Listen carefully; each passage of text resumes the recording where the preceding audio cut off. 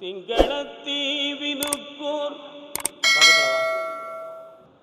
உன் பேர் என்ன? சேலத்தில் எங்கே இருக்கு?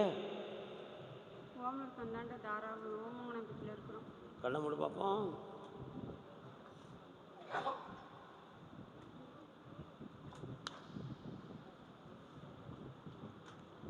சாமி இல்லை, ஒரு ஆவியினுடைய தொடர்பு.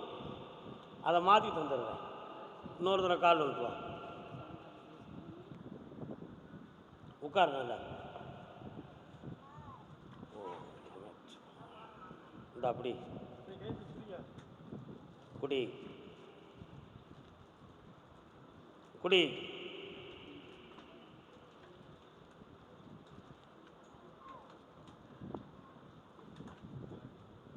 குடி குடி.